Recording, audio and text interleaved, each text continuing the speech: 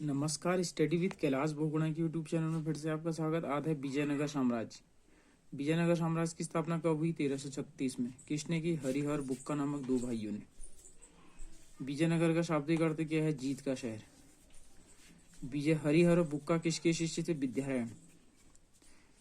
हरिहर और बुक्का ने अपने पिता संगम के नाम पर संगम राजवंश की स्थापना की। ठीक है, मतलब विजयनगर में टोटल कितने राजवंश हुए? तो 5, जिसमें एक राजवंश था संगम। विजयनगर साम्राज्य की राजधानी कहाँ थी? हम्पी। कहाँ थी? हम्पी, जिसके खंडहर तुंगभद्रा नदी पर स्थित है। बहुत बार प्रश्न है।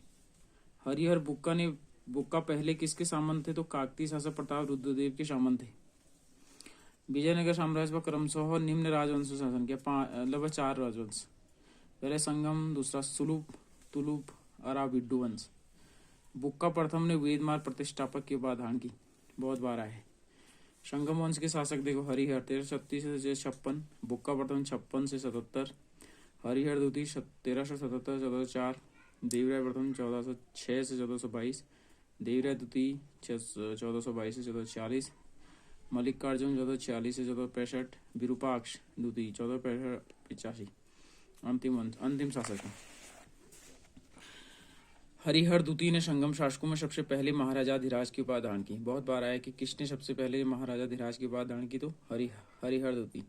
इटली यात्री निकोलो कॉन्टी किसके शासनकाल में विजयनगर आया? देवराय प्रथम। किसके शासनकाल में आया? देवराय प्रथम।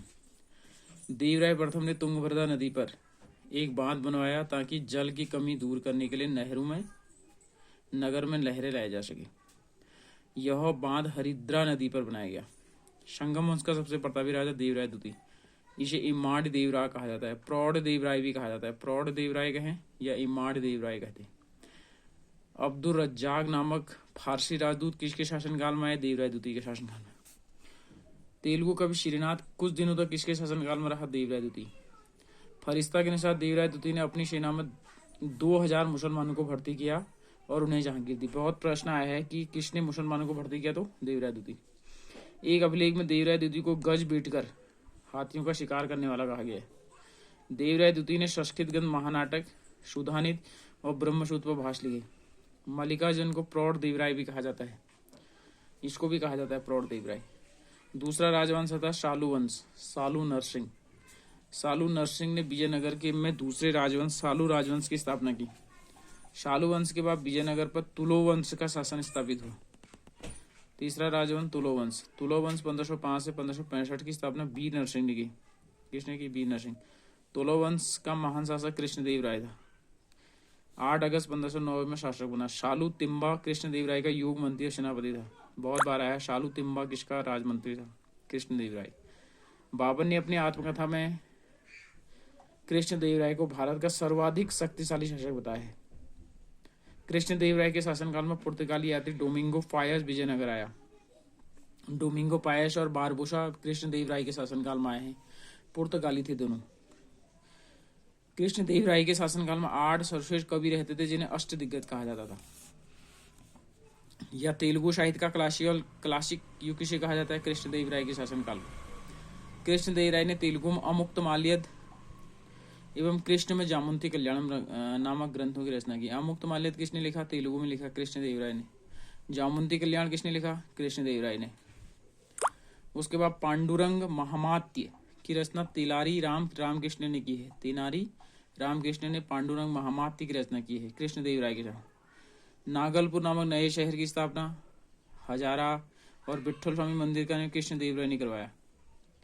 कृष्णदेव राय को आंध्र भोज, अभिनव भोज, आंध्र पितामह कहा गया है। बहुत बार ये प्रश्न आया है कि इसको आंध्र भोज किसे कहा गया? तो कृष्णदेव राय।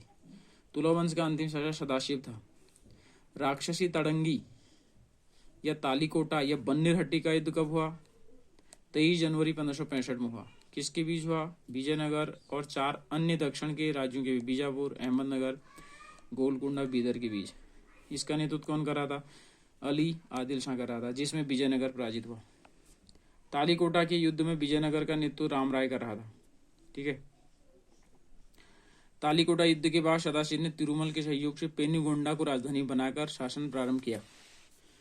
विजयनगर में चौथे राजवंश अरा विड्डू वंश 1570 से 1672 की स्थापना तिरुमल ने सदाशिव को अपदस्थ करके पेनीगोंडा में किया। अराविंड वंश का अंतिम शासक रंग तीर्थी था।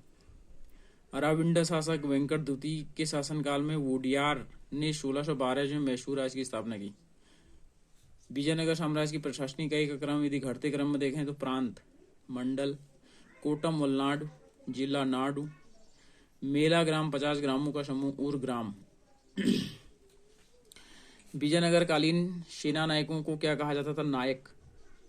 नायक वस्तुतः क्या होते थे? भूसामंत, जिन्हें राजा वेतन के बदले उनकी अधीनस्थ सेवा के रखरखाव के लिए भूखंड देता था, जिन्हें अमरम कहा जाता था। आयंगर व्यवस्था क्या थी? प्रशासन को सुचारू रूप से संचालित करने के लिए प्रत्येक ग्राम को एक स्वतंत्र इकाई के रूप में संगठित किया जाता था। इन संगठित ग्रामीण इकाइयों पर शासन हेतु 12 प्रशासनिक अधिकारियों की नियुक्ति की जाती थी, जिनको सामूहिक रूप से आयंगर कहा जाता था। आयंगरों की संख्या कितनी है? 12।